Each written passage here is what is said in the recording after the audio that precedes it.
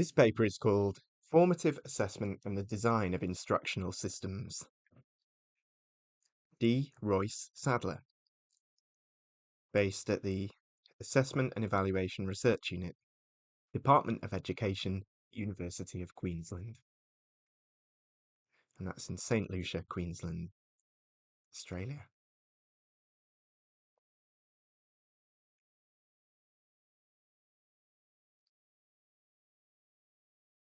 The theory of formative assessment outlined in this article is relevant to a broad spectrum of learning outcomes in a wide variety of subjects.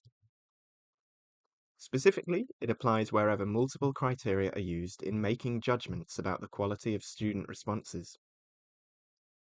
The theory has less relevance for outcomes in which student responses may be assessed simply as correct or incorrect. Feedback is defined in a particular way to highlight its function in formative assessment. This definition differs in several significant respects from that traditionally found in educational research.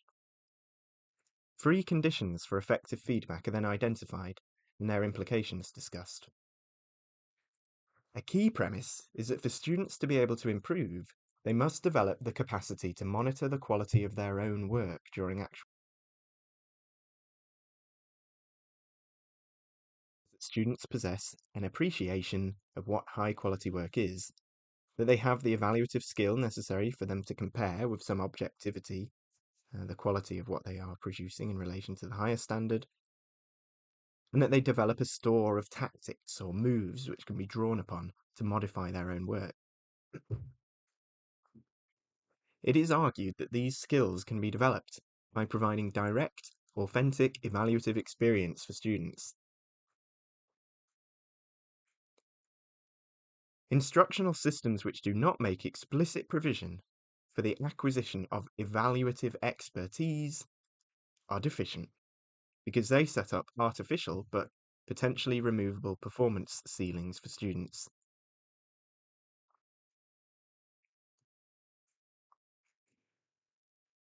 Introduction.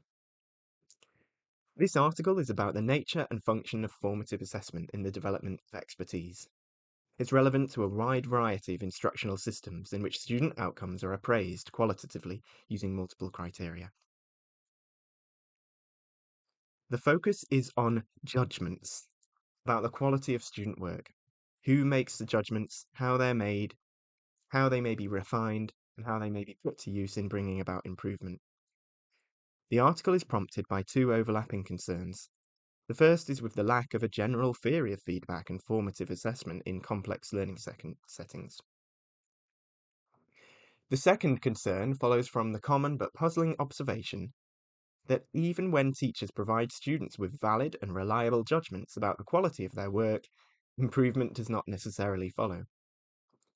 Students often show little or no growth or development despite regular, accurate feedback. The concern itself is with whether some learners fail to acquire expertise because of specific deficiencies in the instructional system associated with formative assessment.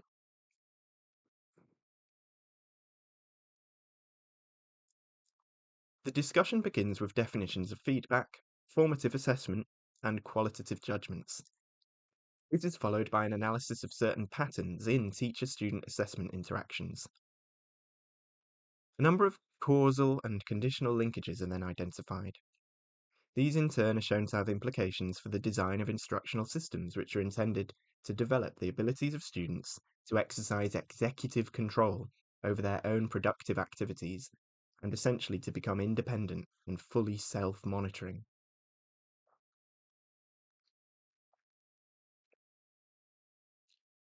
Formative assessment, feedback, and self-monitoring. Etymology and common usage associate the adjective formative with forming or moulding something, usually to achieve a desired end. In this article, assessment denotes any appraisal of a student's work or performance. And instead of appraisal, we might say judgment or evaluation. In some contexts, assessment is given a narrower and more specialized meaning. Some North American readers in particular may prefer to substitute the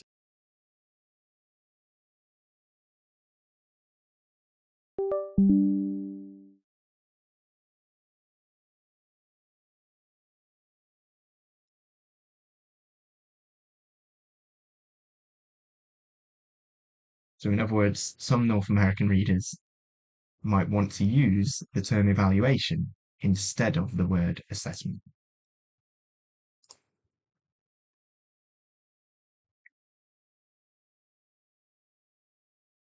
Formative assessment is concerned with how judgments about the quality of student responses can be used to shape and improve the student's competence by short-circuiting the randomness and inefficiency of trial and error learning.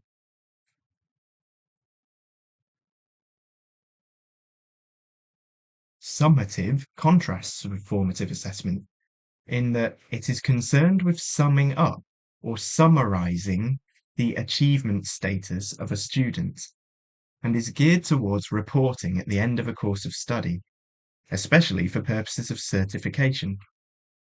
It is essentially passive and does not normally have immediate impact on learning, although it often influences decisions which may have profound educational and personal consequences for the student. The primary distinction between formative and summative assessment relates to the purpose and effect, not to timing. It is argued below that many of the principles appropriate to summative assessment are not necessarily transferable to formative assessment. The latter, summative, requires a distinctive conceptualization and technology. Or rather, the latter, formative, requires a distinctive conceptualization.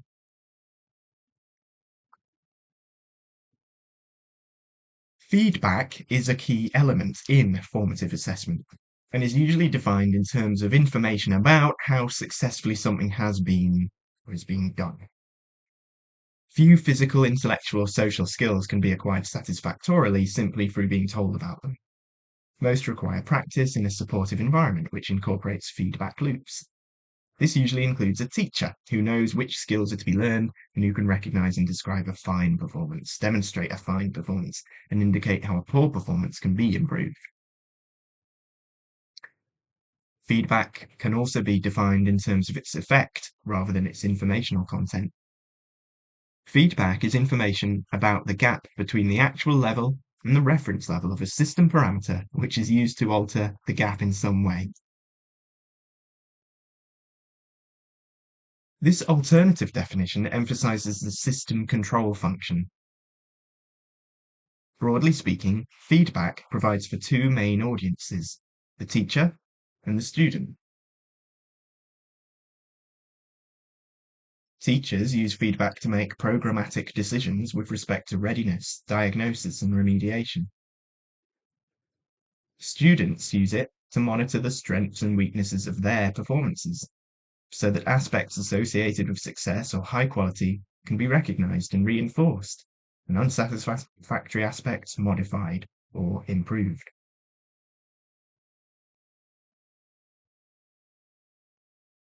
An important feature of Ramaprasad's definition is that information about the gap between actual and reference levels is considered as feedback only when it's used to alter the gap.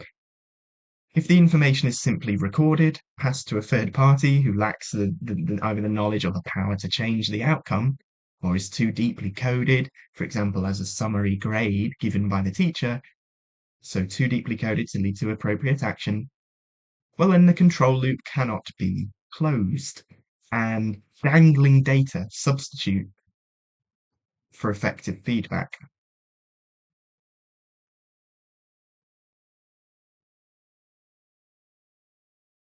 So dangling data replaces effective feedback.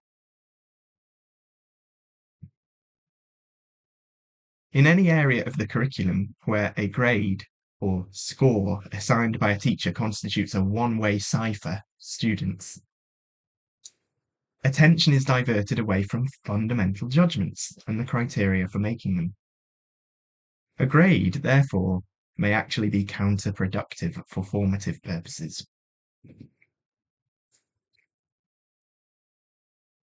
In assessing the quality of a student's work or performance, the teacher must possess a concept of quality which is appropriate to the task, and be able to judge the student's work in relation to that concept. But although the students may accept a teacher's judgment without demur, they may need more than summary grades if they are to develop expertise intelligently. The indispensable conditions for improvement are that the student comes to hold a concept of quality, roughly similar to that held by the teacher, is able to monitor continuously the quality of what is being produced during the act of production itself, and has a repertoire of alternative moves or strategies from which to draw at any given point.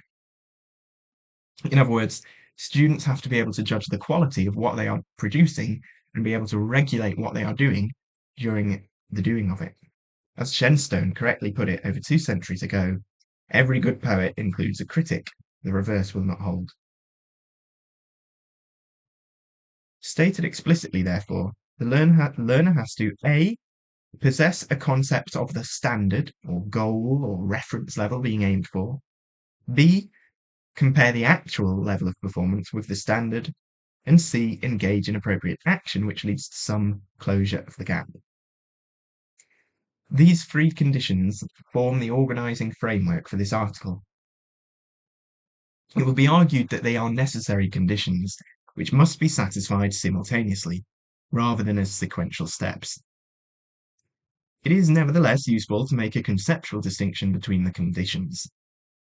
The macro process of grading involves the first two in that it's essentially comparing a particular case either with a standard or with one or more other cases.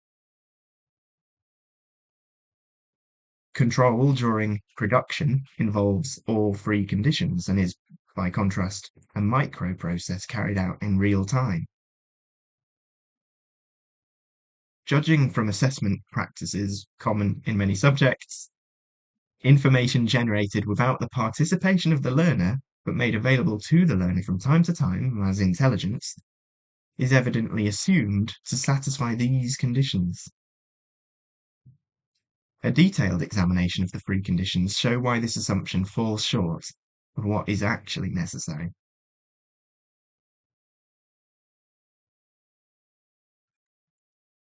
For purposes of discussion, it's convenient to make a distinction between feedback and self-monitoring, according to the source of the evaluative information. If the learner generates the relevant information, the procedure is part of self-monitoring. If the source of information is external to the learner, it's associated with feedback. In both cases, it's assumed that there has to be some closure of the gap for feedback and self-monitoring to be labelled as such. Formative assessment includes both feedback and self-monitoring. The goal of many instructional systems is to facilitate the transition from feedback to self-monitoring. Feedback and formative assessment in the literature. Authors of textbooks on measurement and assessment published during the past 25 years have placed great emphasis on achieving high content validity in teacher-made tests, producing reliable scores or grades, and the statistical manipulation or interpretation of scores. Only cursory attention has usually been given to feedback and formative assessment, and then it is mostly hortatory, recipe-like, and aphoretic.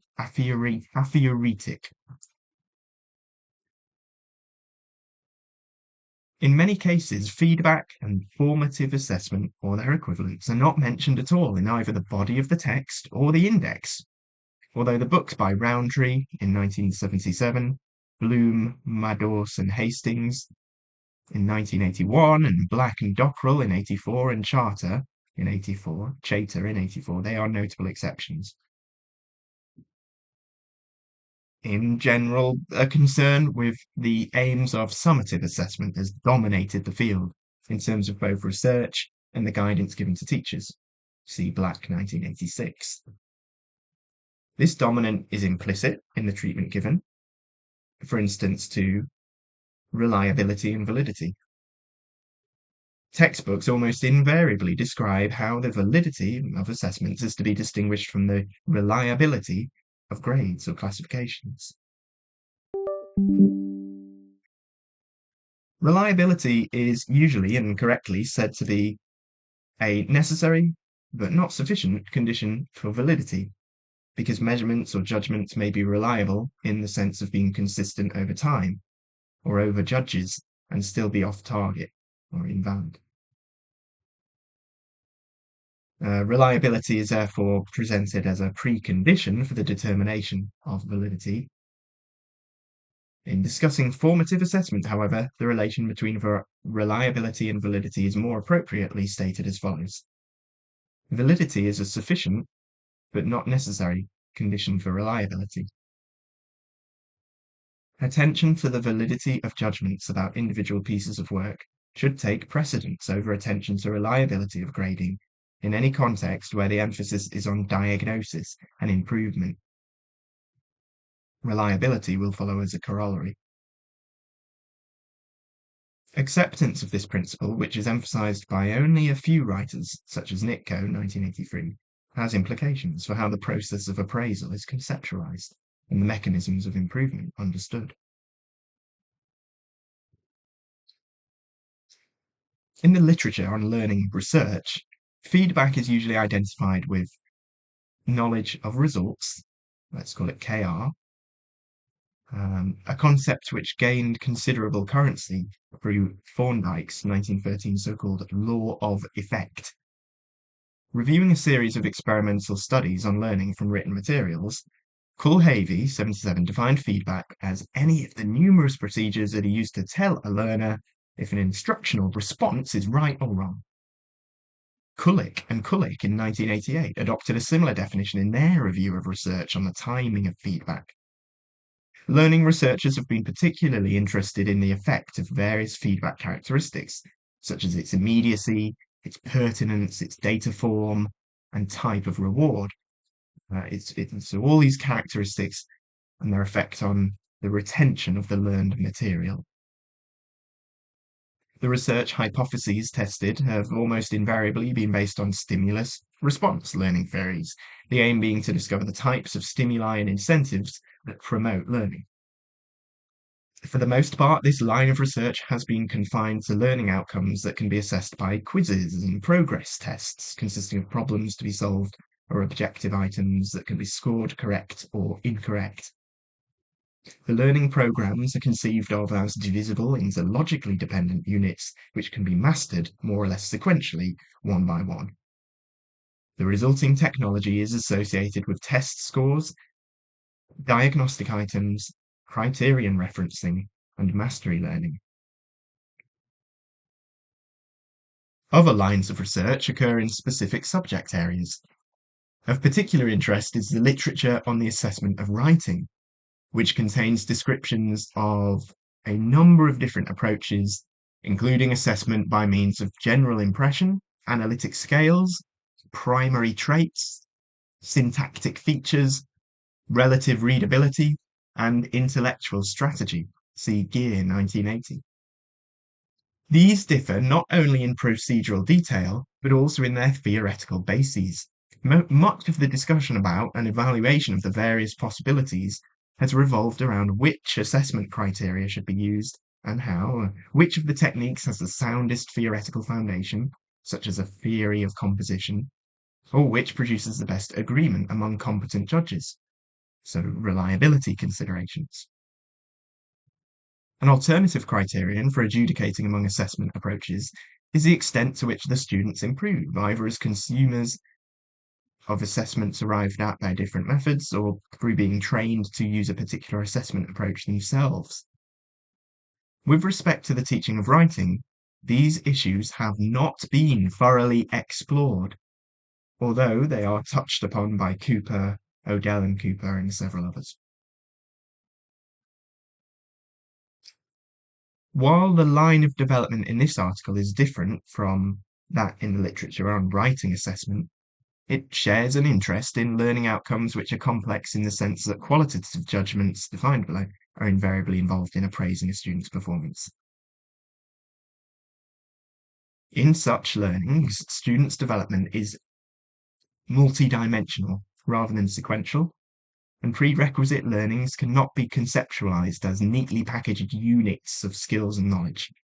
Growth takes place on many interrelated fronts at once and is continuous rather than lockstep. The outcomes are not easily characterized as correct or incorrect, and it's more appropriate to think in terms of the quality of a student's response or the degree of expertise than in terms of facts memorized, concepts acquired, or content mastered. Qualitative judgments defined and characterized. A qualitative judgment is defined, Sadler 1987, as one made directly by a person, the person's brain being both the source and instrument for the appraisal. Such a judgment is not reducible to a formula which can be applied by a non-expert. In general, qualitative judgments have some or all of the following 5 characteristics. 1. Multiple criteria are used in appraising the quality of performances, as well as the individual dimensions represented by the criteria. The total pattern of relationships among those dimensions is important. In this sense, the criteria interlock, so that the overall configuration amounts to more than the sum of its parts. Decomposing a configuration tends to reduce the validity of an appraisal. 2. So multiple criteria. 2. At least some of the criteria used in appraisal are fuzzy rather than sharp. A sharp criterion contains an essential discontinuity, which is identifiable as an abrupt transition from one state to another, such as from correct to incorrect. There may be 2 or more well-defined states, but it's always possible, in principle, to determine which state does apply. Sharp criteria are involved in all objective testing, including that in the arts and humanities, and the assessment of many outcomes in mathematics and the sciences which involve problem solving and fear improving. By contrast, fuzzy criteria are characterized by a continuous gradation from one state to another. Originality, as applied to an essay, is an example of a fuzzy criterion, because everything between wholly unoriginal and wholly original is possible. A fuzzy criterion is an abstract mental construct denoted by a linguistic term which has no absolute and unambiguous meaning independent of its context. If a student is to be able to consciously use a fuzzy criterion in making a judgment, it's necessary for the student to understand what the fuzzy criterion means and what it implies for practice. Therefore, learning these contextualized meanings and implications is itself an important task for the student. 3. So 1 was overlapping criteria. We have criteria which represent multiple dimensions. 2, we have these fuzzy criteria. 3, the large pool of potential criteria that could legitimately be brought to bear for a class of assessments. Only a relatively small subset are typically used at any one time. The competent judge is able not only to make an appraisal, but also to decide which criteria are relevant, and to substantiate a completed judgment by reference to them. In many cases, the teacher may find it impossible to specify all the relevant criteria in advance, or may find that a fixed set of criteria is not uniformly applicable to the different student responses, even though the responses may ostensibly be to the same task. Professional qualitative judgment consists in knowing the rules for using the rules. The criteria for using criteria are known as meta-criteria. 4. In assessing the quality of a student's response, there's often no independent method of confirming at the time when a judgment is made whether the decision or conclusion is correct. Indeed, it may be meaningless to speak of correctness at all. The final court of appeal is to another qualitative judgment. To give an example of methodological independence, suppose that 2 essays are to be compared. One approach is to ask a competent person to judge which is of higher quality, with or without specifying the criteria. A different method of judging quality would be to use a computer program to analyze certain textual properties, such as the frequency of commas and the proportions of prepositions, conjunctions, and uncommon words. These two methods are independent because they use essentially different means for arriving at a conclusion. But having two persons instead of just one would not constitute independent methods. Even if both persons were to make the judgments without referring to each other, and in that sense, work independently. So 4, again, in assessing the quality of a student's response, there's often no independent method of confirming at the time when a judgment is made whether the decision or conclusion is correct. So correctness isn't necessarily relevant. It may not be meaningful to speak of correctness at all. This is the 4th point. So again, we are going through the 5 characteristics of qualitative judgments. Number 5,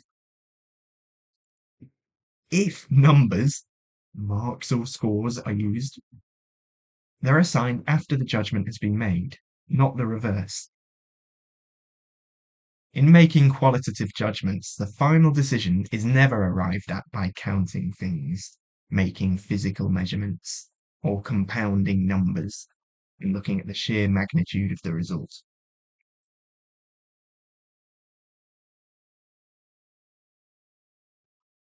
Complex learning outcomes of the type that are assessed by making direct qualitative judgments are common in a wide variety of subjects in secondary, vocational, further, and higher education.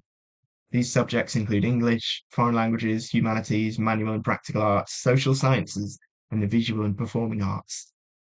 They're also important in industrial training and in many areas of science and mathematics, particularly where students are required to devise experiments, formulate hypotheses or explanations, carry out open-ended field or laboratory investigations, or engage in creative problem solving.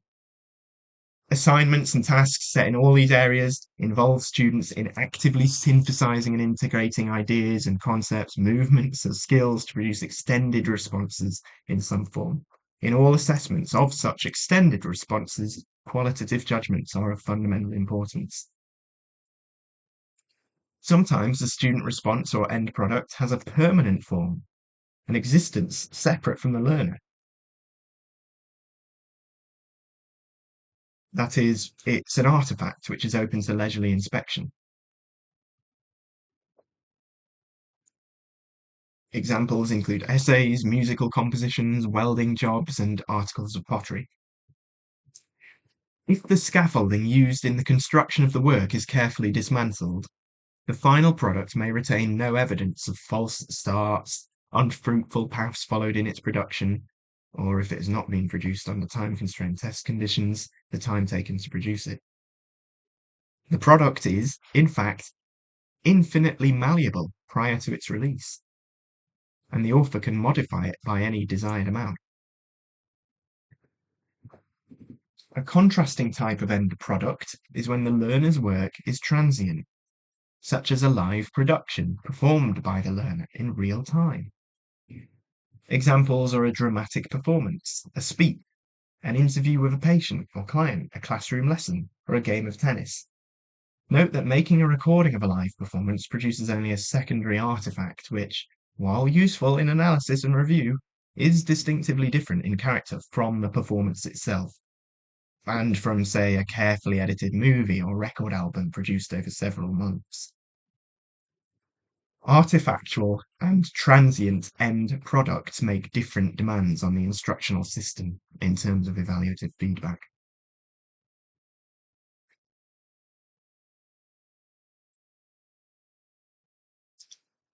It is also useful to make a distinction among end products according to the degree of design expected. In some fields of learning, the desired end product is tightly specified, for example by technical drawings, to the extent that if the constructive abilities of all producers were perfect, the outcomes would be more or less identical. What is assessed in these situations is essentially the learner's productive skill. Assessing such outcomes may or may not involve making qualitative judgments, depending on the number and nature of the criteria. In other fields, such as writing, design itself is an integral component of the learning task, although it may be so closely linked with production that it does not appear as a distinct phase. In yet other fields, such as fashion and architecture, design itself may be the primary consideration. Wherever the design aspect is present, qualitative judgments are necessary, and quite divergent student responses could, in principle, and without compromise, be judged to be of equivalent quality.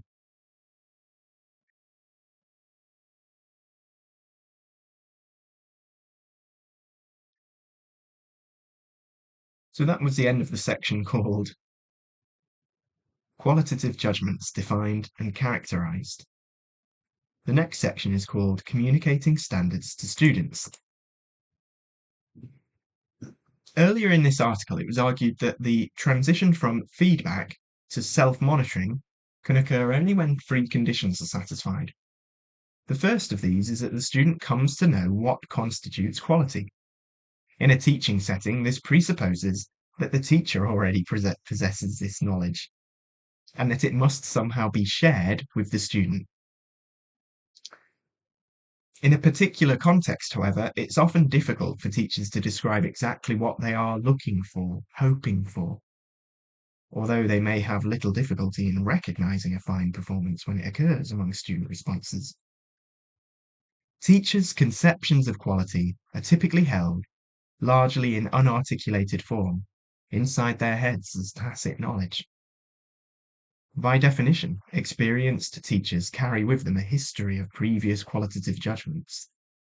And where teachers exchange student work among themselves or collaborate in making assessments, the ability to make sound qualitative judgments constitutes a form of guild knowledge. While such in-the-head standards exhibit a degree of stability, they're not immutable, so unchangeable, and not unchangeable, but can be shown to adapt to the circumstances.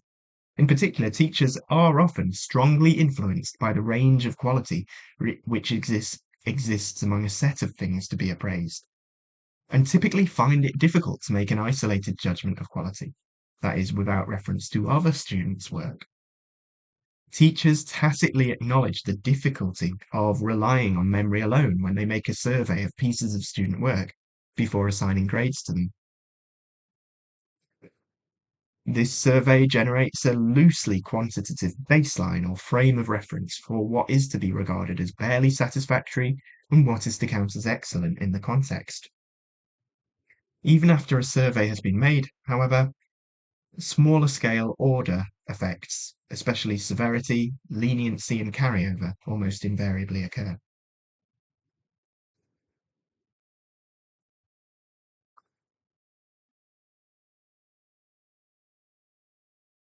This is a subject of continuing research. See, for example, the work of Hales and Tokar in 1975 and Daly and Dixon-Markman in 82, and can be interpreted in terms of Helston's 1959 adaptation level theory. It therefore appears that teachers' conceptions of quality and standards exist in some quiescent and pliable form until they are reconstituted by fresh evaluative activity. In an instructional system, an exclusive reliance on teachers' guild knowledge works against the interests of the learner in two important ways. In the first place, although the practice of surveying a sample of performances is common and advisable where the aim is a fair ranking of one student's work against that of other students, it's inappropriate for formative assessment because it legitimates the notion of a standards baseline which is subject to existential determination. Strictly speaking, all methods of grading which emphasize rankings or comparisons among students are irrelevant for formative purposes. Assuming that sorting and stratifying learners is not the main purpose of education and training, the objective for each student is to acquire expertise in some absolute sense, not merely to surpass other students. Secondly, guild knowledge keeps the concept of the standard, relatively inaccessible to the learner. And it tends to maintain the learner's dependence on the teacher for judgments about the quality of a performance. How to draw the concept of excellence out in the heads of teachers. Give it some external formulation and make it available to the learner is a non-trivial problem. It's dealt with at some length elsewhere under the rubric of standards referenced assessment. And some of that material is summarized below.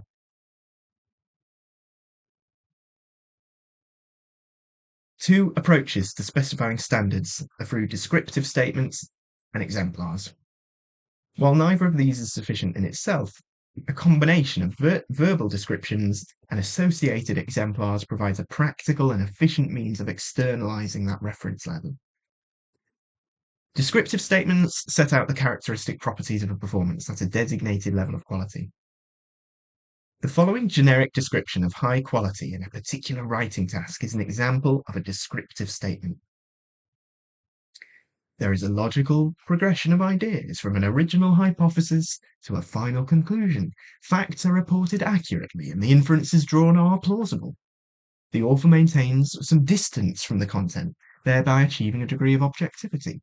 The whole piece hangs together well, the wording is appropriate, and the mechanical aspects of writing flawless. Descriptive statements may be used to specify anchor points on a quality continuum and may include specifics that are present or absent, such as a statement of the hypothesis, and things that are correct or incorrect, such as the spelling and punctuation, along with other features that are present to a greater or lesser degree, such as hanging together well. And so these descriptive statements go part way towards externalizing standards and maybe derived inductively by first classifying or grading the student achievements holistically, and then abstracting and codifying the distinguishing features of the different classes. Levels of quality or performance can also be conveyed in part by means of a set of key examples or exemplars, chosen so as to illustrate what distinguishes high quality from low. The advantage of exemplars for both teacher and learner is that they are concrete. The minimum number necessary to convey a particular reference level exclusively by exemplars can be shown theoretically to depend upon the number of criteria to be used. The more criteria there are, the greater the number of ways in which a work of a given quality may be constructed. Some teachers may be concerned that the use of exemplars as indicators of standards would encourage students to slavishly copy the exemplars themselves, and so stimulate convergent or stereotypes rather than original responses from the students. Students could become blinkered and have their creativity stifled. The first counter-argument to this view is that a single exemplar is inadequate to convey a standard anyway. Students need, in educational contexts, to be presented with several exemplars precisely to learn that there are different ways in which a particular quality can find expression. There's often a wide variety of objects within the same genre which are regarded as excellent. Unless students come to this understanding and learn how to abstract the qualities which run across cases with different surface features but which are judged equivalent, they can hardly be said to appreciate the concept of quality at all. The second consideration is that originality and creativity are not usually, contrary to some opinion, are not usually best developed in a completely freewheeling environment. Bailyn in 87 pointed out that there's no essential conflict between creative processes and the production of something which is generally accepted as of high quality. Creative productions are mostly highly disciplined, and are almost invariably produced not by accident or through random risk-taking, but when the producer, by being thoroughly conversant with the characteristics of the discipline or genre, understands when and how to transcend the normal boundaries. Knowing the meta criteria, that is, knowing when the suspension of some criterion, even on occasion a principal one, can be justified in favour of another, that's an important element in creativity.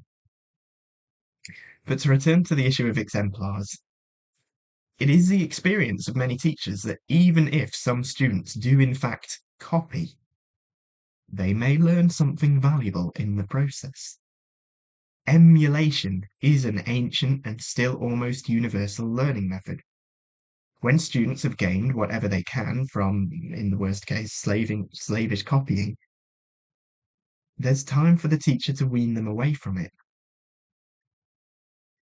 Students develop a concept of a reference level more readily in some learning contexts than in others.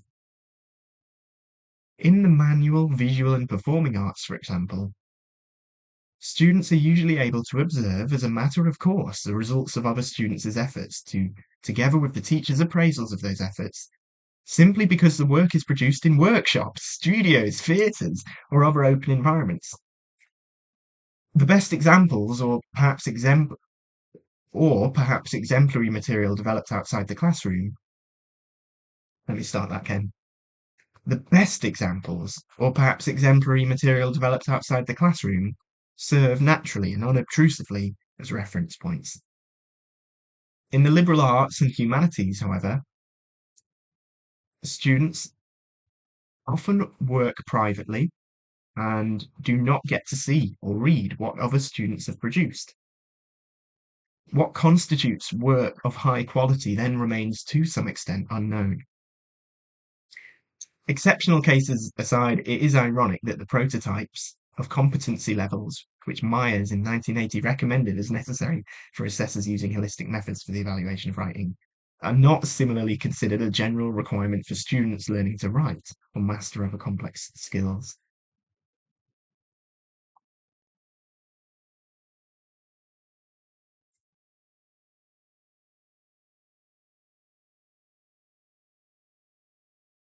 Standards as goals or aspirations.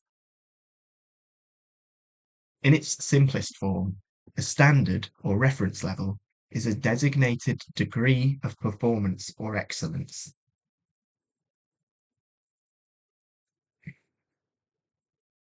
It becomes a goal when it is desired, aimed for, or aspired to. Some goals are external, assigned by a teacher, while others are developed or adapted by the learners themselves.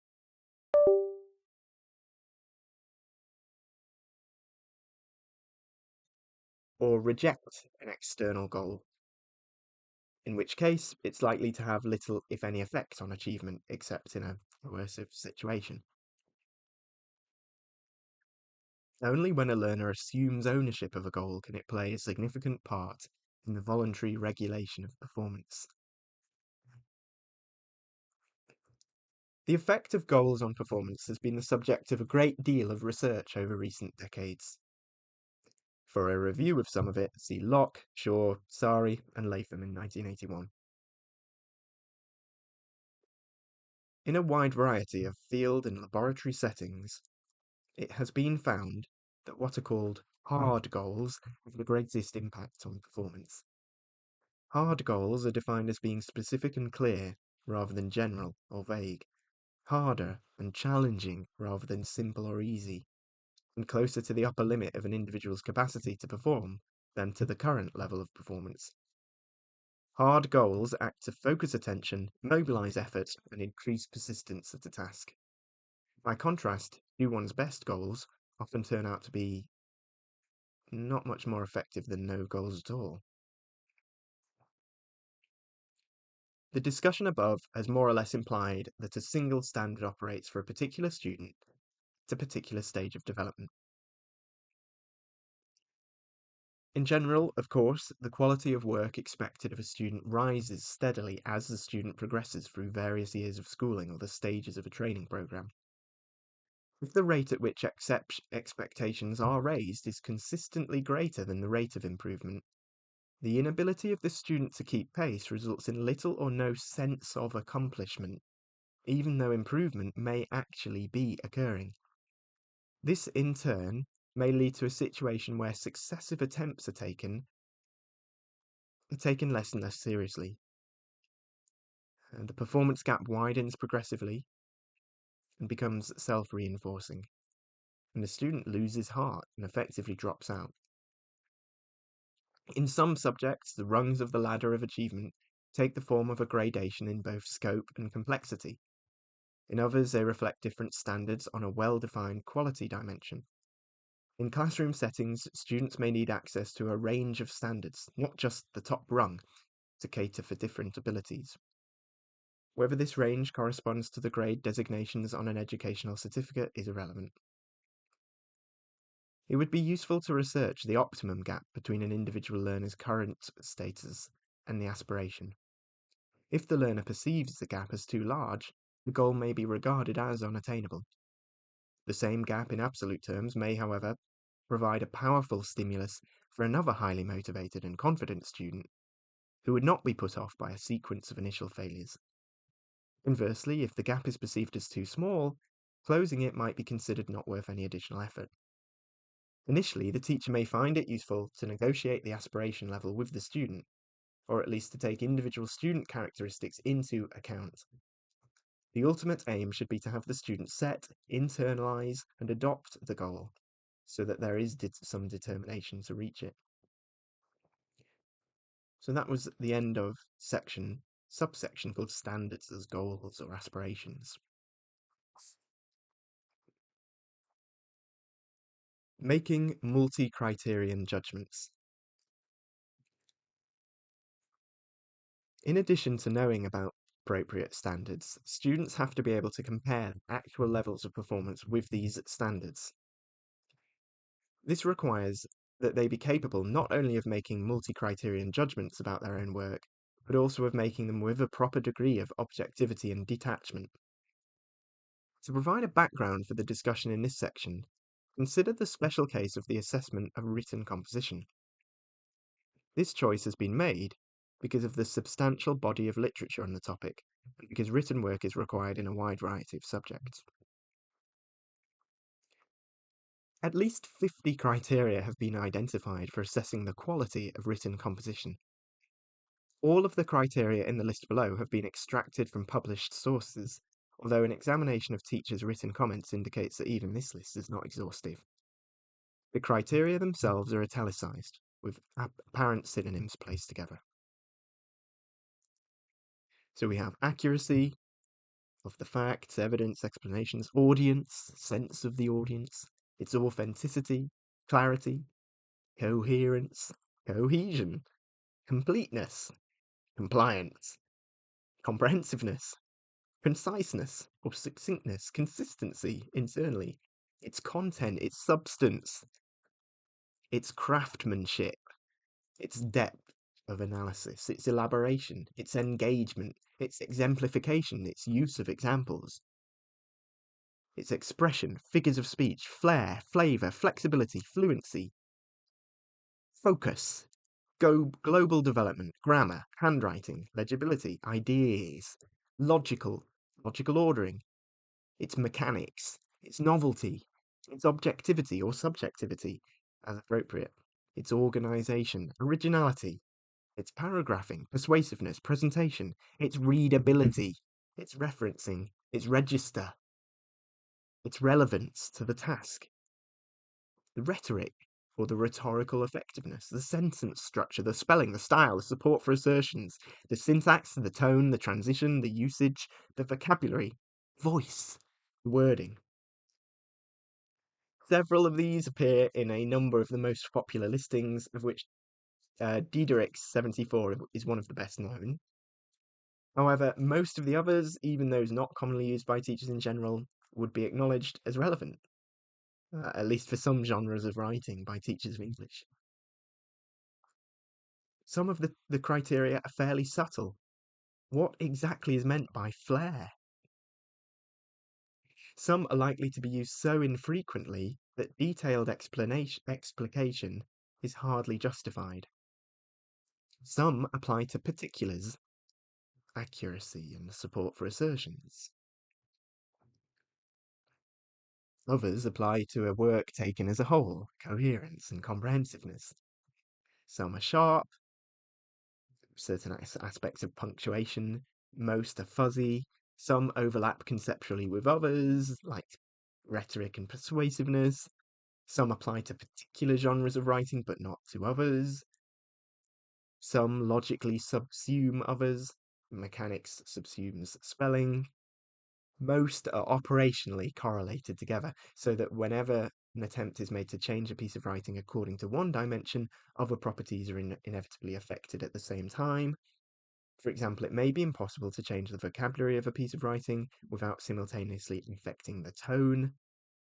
In short, this set of criteria is large and includes subsets which overlap and interlock. It's therefore obvious that behind the customary published lists there lies a much larger set of potential criteria that could be brought into play if and when the need arises. Given this fact and the complex interrelations which exist among the criteria, it's clear that to use the whole set for a particular assessment would be unmanageable. How judges cope with the situation therefore requires some investigation. The literature on research into human judgmental processes in a variety of settings is both instructive and extensive, and cannot be adequately summarized here. But of particular concern to researchers have been the inefficiency of intuitive judgmental processes, and the limitations in human information processing capacities which result in biased or defective decisions. In broad terms, the many techniques proposed for making complex judgments fall more or less into two camps, each of which has its research tradition, its advocates, and its detractors. Fortunately, it's not necessary to make a firm decision in one or the other for purposes of formative assessment. Both can be drawn upon because evaluative input can take any appropriate form, and in many cases is always open to discussion, clarification, and revision if necessary. The first general line of attack is to devise and implement a procedure which begins with identifying a number of relevant criteria, then measures the amount present on each criterion, and combines the various levels or estimates into an overall measure of merit by means of a formula. The criteria are treated separately, so that the order in which characteristics are considered is arbitrary and has no effect on the final result, and the combining formula may be simple and require only the addition of weighted or unweighted component scores or ratings. On the other hand, the formula may be complicated, taking, for example, conjunctive or disjunctive form. This so-called analytic approach is common in evaluating consumer products. The global judgment is made by breaking down the multi-criterion judgment using separate criteria and then following explicit rules. If necessary, the judgment can be justified by retracing and checking for integrity all the steps that led to it. In assessing student work, the analytic approach typically settles on the set of criteria considered to be most relevant to the work of most students at a particular stage of development. The criteria may be simply selected by a teacher on the basis of their logical relevance to the task, or may result from empirical studies of the judgmental behaviors of competent assessors. Diderot followed the latter approach. This component-wise attack on the problem of making multi-criterion judgments is often advocated as the ideal towards which impressionistic, holistic, or informal systems should be made to move.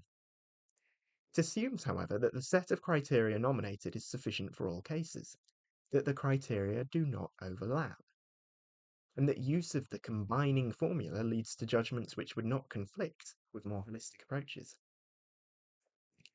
A substantial argument has been mounted elsewhere that for complex phenomena, use of a fixed set of criteria, and therefore the analytic approach, is potentially limiting. The second approach to making complex judgments is for the evaluator to react to the work as a whole, making an entire, or what Kaplan called a configurational assessment first, and then to substantiate it to whatever extent is necessary by referring to separate criteria, which may or may not be drawn from the pre-specified set.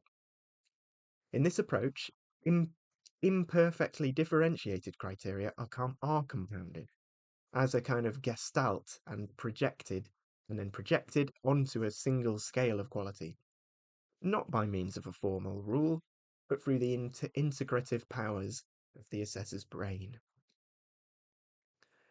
To produce a rationale for such a holistic or global judgment, the assessor unpacks some of the conceptual unidimensionality. Configurational assessments do not require the specification of all criteria in advance. Neither do they assume operational independence among the criteria.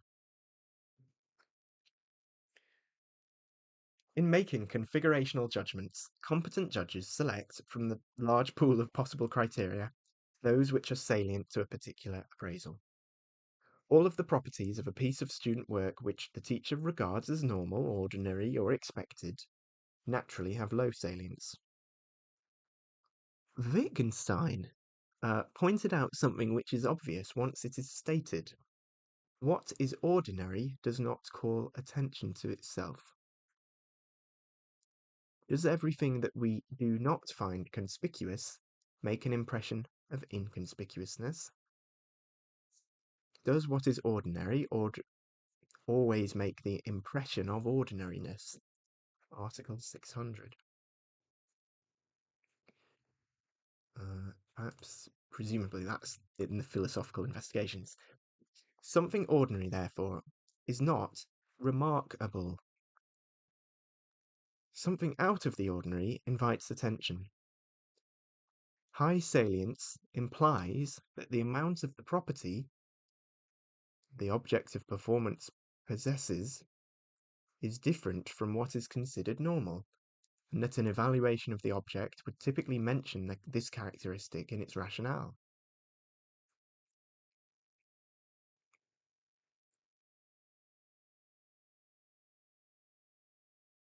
Once a criterion has been identified in one or more evaluations, the judge's sensitivity to that criterion is temporarily increased, and it is more likely to be attended to in subsequent evaluations. That is, the potential salience increases. In the sense described above, the salience of a particular criterion is related to the way the work being appraised is perceived. It is therefore a function of both the condition of mind of the perceiver and the properties of the object being assessed. Which of the potential criteria are singled out for mention has less to do with what is detectable through the senses than with what is deemed to be worth noticing. Consider, for example, the comments a teacher may make on a student's written work, particularly those which are made progressively as the teacher senses positive and negative points worthy of note.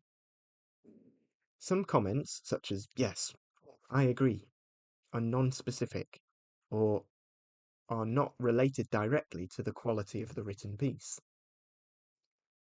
Other comments are evaluative and clearly imply criteria. It can be demonstrated that when a teacher, on two or more separate occasions, makes running evaluative comments together with an overall assessment of quality on a piece of student work, the overall judgment may be identical. The running comments may differ from occasion to occasion. The comments may be made at different places in the writing, or if at the same point, may differ in content. It can also be demonstrated that several assessors may agree on an overall judgment, but for differing reasons. This phenomenon has implications for formative assessment because it raises the question of whether students can be expected to make systematic progress when teachers appear to operate probabilistically.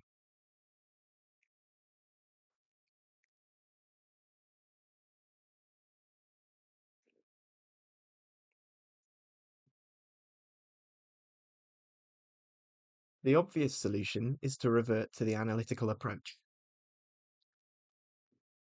and make it clear to students that certain nominated criteria are what will be used in appraisal. Many teachers follow this practice, distributing criteria sheets to their students, either as part of the task specifications when returning or when returning assessed papers. Teachers who use criterion sheets regularly, however, find that while such sheets are helpful, they may lead to frustration because of their inflexibility. The qualities of a piece of work cannot necessarily be dealt with adequately using a fixed criterion set, and teachers often feel the need to call upon non-standard criteria. A more satisfactory and less mechanistic solution to the problem is to consider the universe of criteria as notionally partitioned into two subsets called for convenience manifest and latent criteria. Manifest criteria are those which are consciously tended to either while a work is being produced or while it's being assessed. Latent criteria are those in the background, triggered or activated as occasion demands by some existential property of the work that deviates from expectation. Whenever there's a serious violation of a latent criterion, the teacher invokes it, and it's added, at least temporarily, to the working set of manifest criteria. This is possible because competent teachers have a thorough knowledge of the full set of criteria and the unwritten rules for using them. It is precisely this type of knowledge which must be developed within the students if they are to be able to monitor their own performances with a reasonable degree of sophistication. The translation of a criterion from latent to manifest should therefore not be interpreted by either the student or the teacher as unfair or as some kind of aberration. Because of the practical impossibility of employing all criteria at once, it's inevitable and perfectly normal. Marshall referred to this as the flotation principle. So this is in 58 and 68. Marshall, A-L-L, Marshall, the flotation principle, and advocated its use in evaluation. In an interesting shift of metaphor, it also formed the basis for Elbow's so-called center of gravity approach to appraising student writing for formative purposes. The art of formative assessment is to generate an efficient and partly reversible progression in which criteria are translated for the student's benefit from latent to manifest and back to latent again. The aim is to work towards ultimate submergence of many of the routine criteria that once they're so obviously taken for granted that they no longer need to be explicitly stated. The necessity to recycle work through the teacher for appraisal can be reduced or eliminated only to the extent that students develop a concept of quality and the facility for making multi-criterion judgments. This in turn requires that they be given adequate evaluative experience themselves.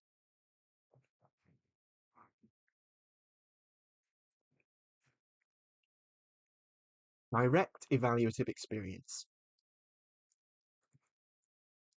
When students have to rely solely on, say, teachers' written comments, not only is the feedback conveyed in propositional form, but the number of comments and their content depends upon the willingness of the teacher and the time available to actually make the comment, the ability of the teacher to express the feedback in words, and the ability of the student to interpret the comments. The student may not, for instance, know what is implied by references to particular evaluative criteria. For example, suppose a teacher points out to a student something produced is not as coherent as it should be. As a criterion, coherence implies that how something hangs together is important in appraising it. Coherence is clearly relevant to evaluating a variety of things, painting, an essay, a dramatic segment, and so on. The nature of the elements that have to cohere, visual elements, concepts and ideas, physical movements, the serial and lateral connections between the elements and the relation of each part to the whole may not necessarily be clear to the student unless the contextual meaning of coherence is explained. Exactly what coherence implies in one context does not transfer directly to another context, although the basic idea is the same. Because much of the evaluative knowledge underlying teachers' comments is tacit, the learner also has a need to develop an appropriate body of tacit knowledge to be able to interpret formal statements. Criteria often seem elusive, partly because what a criterion means and what it implies for appraisal cannot necessarily be defined in isolation from concrete examples of things which possess the property in question, which in any case is usually only one of many properties. Coming to an understanding of the property is therefore as much an epistemological as it is a technical matter. To clarify the meaning, To clarify the meaning and implications of a particular criterion, it would be useful to have a set of graded examples exhibiting more or less of that property. But for works of art or pieces of literature, the various properties are inevitably compounded together, so that one cannot create or collect examples for which all properties, other than the one in question, are held constant. This is in contrast with a dichotomous criterion such as correctness, for which positive and negative instances may usually be produced on demand. So we've made a number of points. We made first the point that feedback conveyed to students depends on a number of things. I don't think this is too much of a radical statement. It depends upon the ability of the teacher to articulate themselves. It depends upon the ability of the student to interpret the comment. The second point we made is that the meaning of a particular criterion is hard to define. Students may not even know what coherence means. The next point now, a novice is by definition unable to invoke the implicit criteria for making refined judgments about quality. Knowledge of the criteria is caught through experience, not defined. It's developed through an inductive process,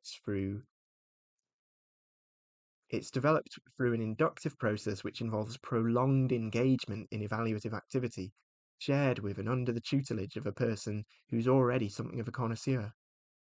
By so doing, the apprentice unconsciously picks up the rules of the art, including those which are not explicitly known to the master.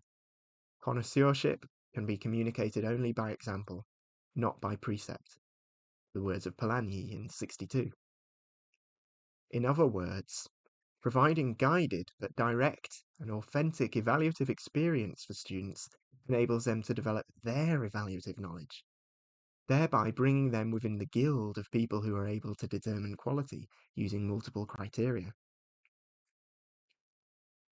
It also enables transfer of some of the responsibility for making evaluative decisions from teacher to learner.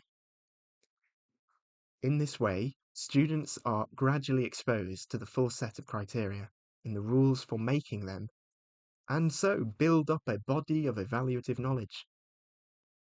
It also makes them aware of the difficulties which even teachers face of making such assessments. They become insiders rather than consumers. Consumers. For some types of learning, there's a further fundamental reason for deliberately developing tacit evaluative knowledge through experience. Consider the case when the learner's work consists of a live production, such as a musical performance. If the performer focuses too consciously on either the mechanics of production or control of production during the performance itself, the quality of the performance frequently suffers. Occasionally, the loss of quality is catastrophic. The performer needs to control the performance using what Polanyi calls subsidiary awareness. The state of play at any instance, subsidiary awareness. Subsidiary awareness draws subconsciously on a body of tacit evaluative knowledge. By contrast, a focal awareness may interfere with and be detrimental to the performance. Fortunately, learning contexts in which live performances are common also provide, in most cases, an abundance of illustrative performances and opportunities for appraisal.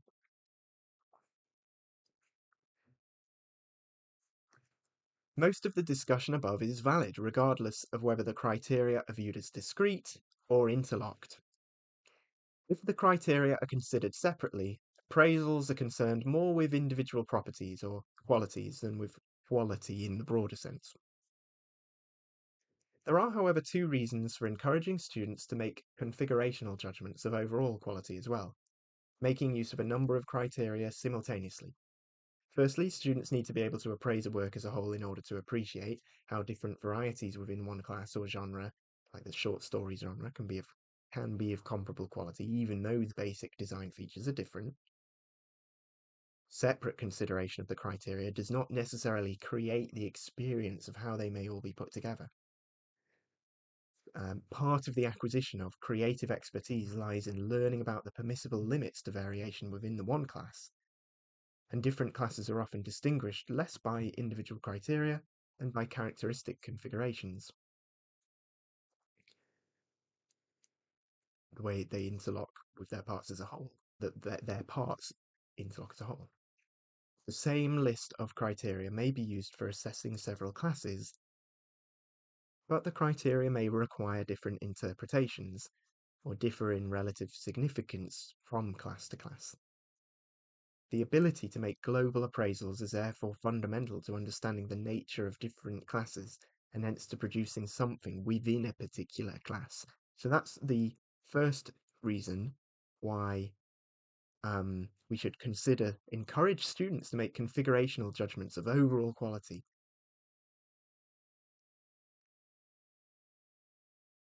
It helps them to fully understand particular classes. Secondly, something may apparently not meet requirements on all appropriate criteria taken individually. So it meets all the individual criteria, but it's unsatisfactory overall. It may be difficult to explain this anomaly to students unless students themselves are confronted with the same evaluative problem. In a different context, Tversky suggests a line of argument which is perhaps helpful here. Suppose there exists some maximum deficit that could be tolerated on a single criterion before it would be noticed that the expectation had not been met. If on each one of a set of criteria the deficit is less than the tolerable limit, and if there are a number of such criteria, the global assessment actually fails the minimum quality test by an amount equal to just the sum of the individual deficits. The global shortfall may be noticeable, but not the individual shortfalls. The disqualification is then due less to a single identifiable cause than to the combined effects of marginal deficits. The combined effects of marginal deficits. So that's the second reason why we should encourage students to make configurational judgments of overall quality.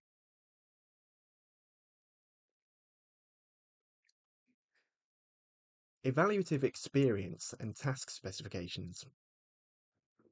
The concept of guild knowledge can be extended beyond the confines of evaluating a piece of work in isolation to evaluating a piece of work in relation to the task specifications. In situations where students construct assignments or term papers according to specifications laid down by the teacher, it's common and frustrating for the teacher for a proportion of students not to address themselves to the task set. The student, for example, may do a creditable job of recounting the story of a novel instead of identifying the theme. Some teachers adopt a policy of accepting and giving partial credit, deliberately or by default, for those kind of responses that are sort of off target. On the surface, this practice appears to make a reasonable concession to the hard-working student, the time and effort put in.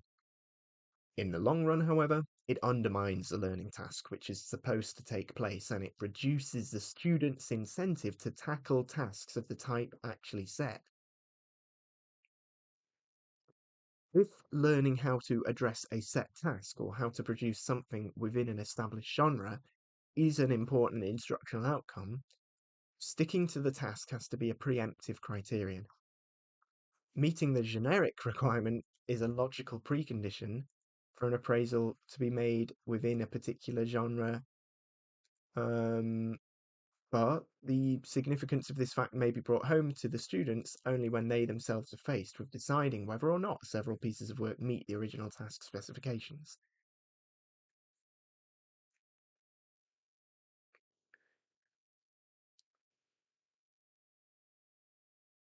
In addition, it may how demonstrate to them how common it is for students not to respond to the task that is actually set.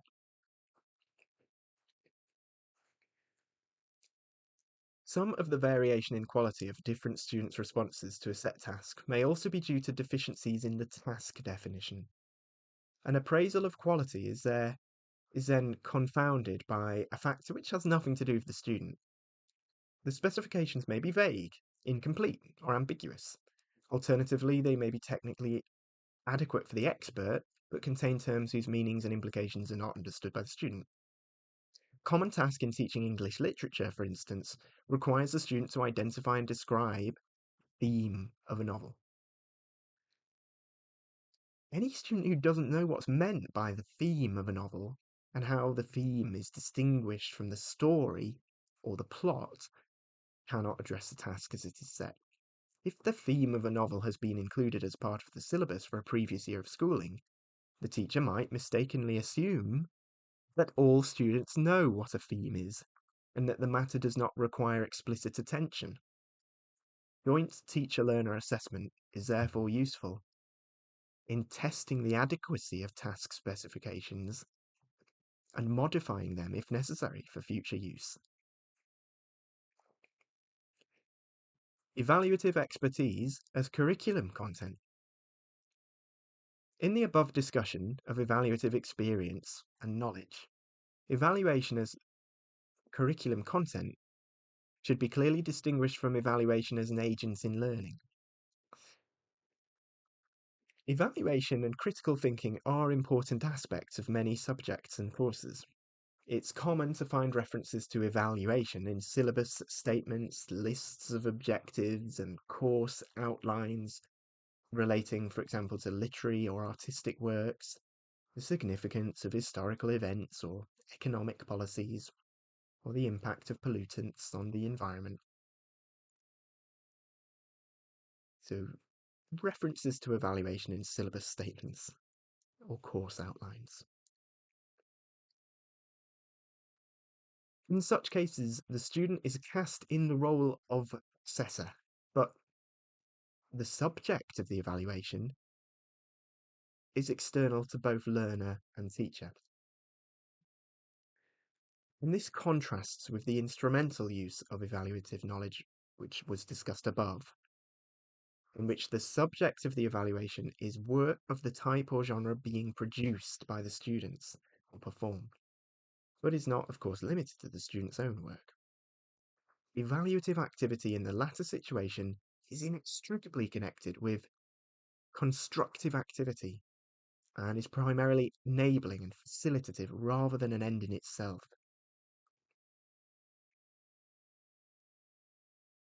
Strategies for gap closure.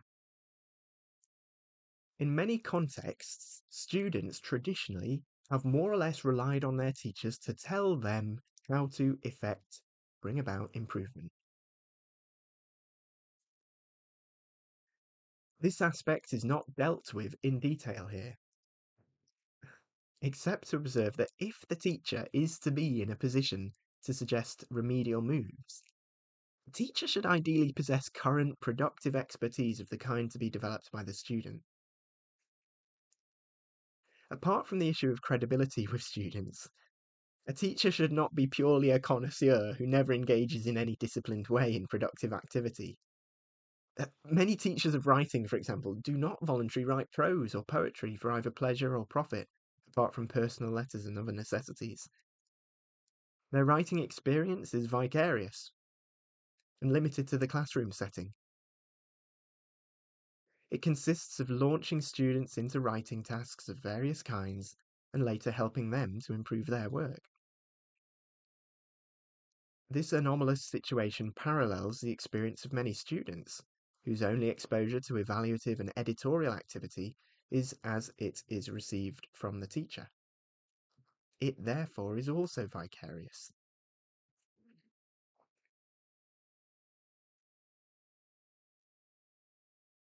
The third condition for self-monitoring to occur is that students themselves be able to select from a pool of appropriate moves of strategies to bring their own performances closer to the goal. This requirement warrants separate consideration because the ability to evaluate others or one's own work is not necessarily matched by the ability to produce. It's also consistent with the thesis, we have appropriate moves and strategies. It's also consistent with the thesis that the possession of evaluative expertise is a necessary but not sufficient condition for improvement. A student in English, for example, may be able to recognize the theme in a novel once it's been identified by another person, or be able to distinguish between the theme and other nominated characteristics of a novel, but be unable to engage in the abstract thought, which is necessary to identify from scratch the theme or themes in an unseen novel, or to structure a written response appropriately. This ability to recognize and evaluate, but not construct, is not an isolated phenomenon, nor is it limited to education. There are many domains of human activity where people are expert at appraising existing objects, sometimes in a highly sophisticated way, but are themselves incapable of producing objects of the type in question. Art criticism is an example, as is anything involving connoisseurship as such. An important task of teaching, of course, is to help students develop various kinds of expertise, including those of production. In many complex artificial systems, control is achieved by having a large number of feedback loops consisting of sensors, comparators, and effectors. Typically, each corrective action is singular and tied deterministically to a particular deficiency. This also occurs with particular aspects of creative activity, such as spelling, punctuation, and the accuracy of facts in producing a composition. But the more complex a task is, and the greater the divergence in outcomes which can be regarded as acceptable, the more likely it is that a variety of ways can be devised to alter the gap between actual and reference levels, and therefore the less likely it is that information about the gap will by itself suggest a remedial action. I'm going to just read that one more time. So corrective action, it's often a singular thing in a system that's artificial, and it's tied to a particular deficiency. This also occurs with particular aspects of creative activity, such as spelling, punctuation, and the accuracy of facts in producing a composition. So we have a corrective action that's singular. But the more complex a task is, and the greater the divergence in outcomes which can be regarded as acceptable, the more likely it is that a variety of ways can be devised to alter the gap between actual and reference levels. So multiple ways of correcting with a corrective action. So the more likely it is a variety of ways can be devised to alter the gap between actual and reference, and therefore the less likely it is that information about the gap will suggest a remedial action. Moves have to be imported from outside, and choices made from a range of options or possibilities, all available to the learner. Provided the learner appreciates the nature of the task, experience in production, evaluation, and remediation does provide a means of developing and maintaining a resource pool.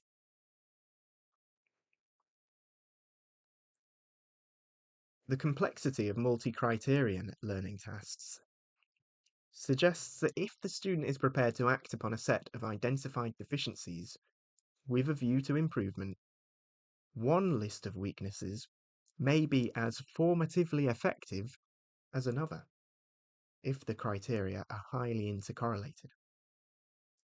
On the other hand, improvements made in some directions may expose residual shortcomings in other directions. So improvements made in some directions may expose shortcomings in other directions that are still there.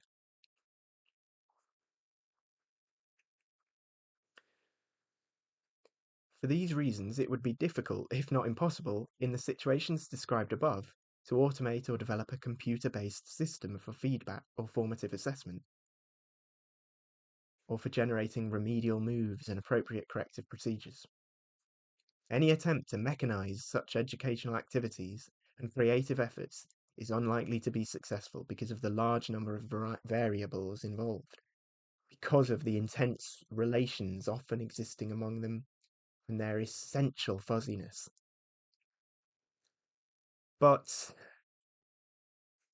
the inability to mechanize a system that ordinarily depends on qualitative judgments does not, of course, mean that such a system cannot be made to work. People frequently not only make, share, and broadly agree on qualitative judgments, but also use them as a basis for their own improvement. By definition, something which can be shown to occur is more than just a theoretical possibility. And it is common knowledge that a complex activity can be subject to a high degree of control, even when the individual processes have not been comprehensively analysed and are not fully understood. The most readily available material for students to work on for evaluative and remedial experience is that of fellow students. Apart from availability, and provided steps are taken to ensure that mutual exchange does not cause friction or resentment or make weaker students feel threatened or humiliated, engaging in evaluative and corrective activity on other students' work has the advantages that A. The work is of the same type and addressed to the same task as their own. B. Students are brought face to face with a wide range of moves or solutions to create design and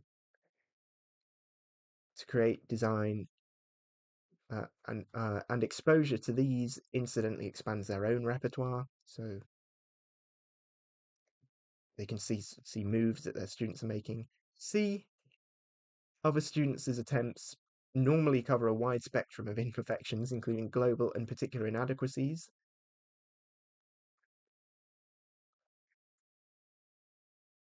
Which is a good thing, so you're being exposed to a wide spectrum of imperfections and possible errors. And D, the use of other students' work in a cooperative environment assists in achieving some objectivity, in that students are less defensive of and committed emotionally to other students' work than to their own. Practical spin-off of the use of peer appraisal is that it reduces the assessment workload for teachers.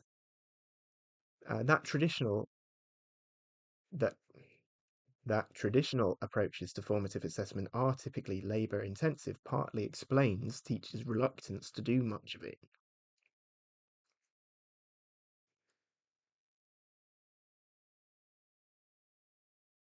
Constructively appraising the work of fellow learners is already established as part of normal teaching in some subjects and fields. Many teachers, for example, encourage their students to exchange work with one another in class. In particular, these principles are foundational to certain approaches to the teaching of writing, specifically reader-writer conferencing, peer review, and process writing. Students develop their pool of strategies by learning to revise and refine their own work in cooperation with the teacher, and by editing and helping other students to improve theirs. Students who become conscious of what they're doing by explaining their decisions to other students also learn new strategies for solving writing problems. And because students should become progressively more independent and self-confident as writers, they need to evaluate each other's work and their own work frequently a practice which teaches constructive criticism, close reading, and rewriting, the words of Lindemann, 1982. Bowd reported similar findings in higher education when self-assessment and peer assessment were built into instructional procedures for law, engineering, and architecture students. It is clear that to build explicit provision for evaluative experience into an instructional system enables learners to develop self-assessment skills and gap-closing strategies simultaneously, and therefore move towards self-monitoring. Some resistance to this proposition can, however, be expected. Factors militating against self-monitoring. The lack of opportunities typically given to students to make appropriate qualitative judgments suggests an underlying assumption that only teachers have the skill and expertise to evaluate student work. Okay. And so the lack of opportunity given to students for them to make these evaluative judgments, it also suggests that not giving them the opportunity, that this skill is not transferable to the students. Bloom's 1956 influential taxonomy places evaluation at the top of the hierarchy of cognitive skills. And some learning theorists hold that learners typically do not, and perhaps cannot, engage in high-level abstract thought while young. Although the exact position of evaluation in the Bloom hierarchy is debatable, it almost certainly requires abstract thinking and is situated above knowledge, comprehension, and application. Okay, so the hierarchy does require abstract thinking, and it certainly should be in the hierarchy. This may give the impression that evaluation is some kind of esoteric activity engaged in only by adults or experts. If so, it ignores the fact that even children, certainly in their hours of school, continually engage in evaluative activity, and, if asked, can often produce rudimentary but reasonably sound rationales for their judgments. Some teachers feel threatened by the idea that students should engage openly and cooperatively in making evaluative judgments. An assessment which results in a grade is used by many teachers as a tool for the control or modification of behavior, for rewards and punishments. To remove some of the responsibility for assessment from teachers and place it in the hands of students may be considered to have the potential for undermining the teacher's authority. The less pathological concern is that many teachers perceive evaluation as the responsibility primarily of teachers, because it constitutes part of the specialized knowledge and expertise that they have acquired as professionals. Assessment is regarded as strictly the teacher's prerogative. It sets them apart from their students and to some extent from parents and the rest of society. Part of the teacher's responsibility is surely, however, to download that evaluative knowledge so that students eventually become independent of the teacher and intelligently engage in and monitor their own development. If anything, the guild knowledge of teachers should consist less in knowing how to evaluate student work and more in knowing ways to download evaluative knowledge to students.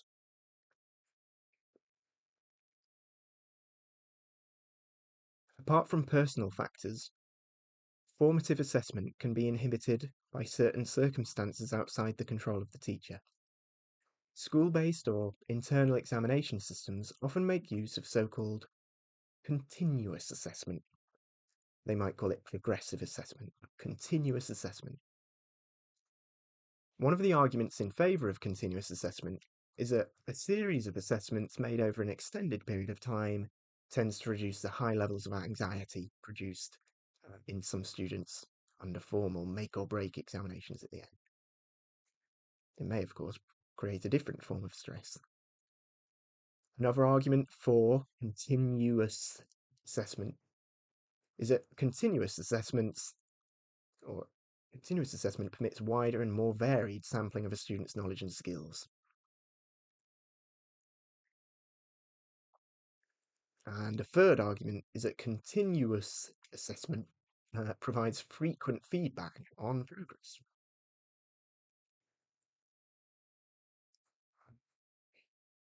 Continuous assessment cannot, however, function formatively when it is cumulative. That is, when each attempt or piece of work submitted by a student is scored and the scores are added together at the end of the course.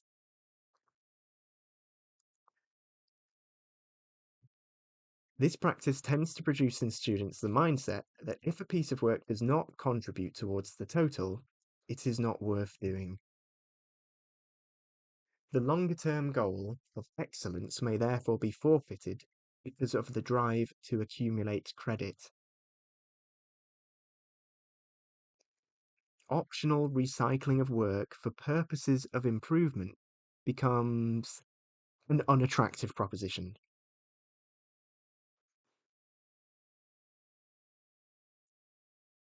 And also raises the question of fairness to other students if a teacher works with some of the students, but perhaps not others, in helping to raise the standard of performance. Any work which is to form the basis for a course grade is normally expected, of course, to be produced by the student without aid from the teacher.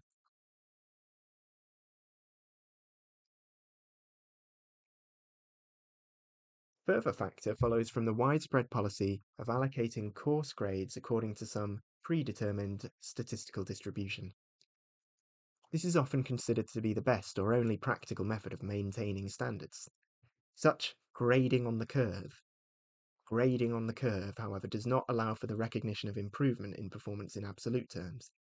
It creates a zero-sum game, encourages competitiveness among students, and is inimical, which means an enemy to. It's inimical to the goal of genuine improvement for all students. That's grading on the curve. The final factor is associated with curriculum structure. There's been a trend over recent decades towards breaking up long courses into units or modules in the name of providing increased curriculum flexibility for students. Each unit is designed so that it can, to a substantial extent, stand alone, and each is taught over a single term or semester, or even a few weeks. Students compile a customized curriculum by putting together a collection of units. For purposes of formative assessment, the length of each unit is often not long enough for students to submit work, have it assessed, rework it in an effort to become proficient, and finally submit a different but well produced piece for a grade. There is simply not the time to do it.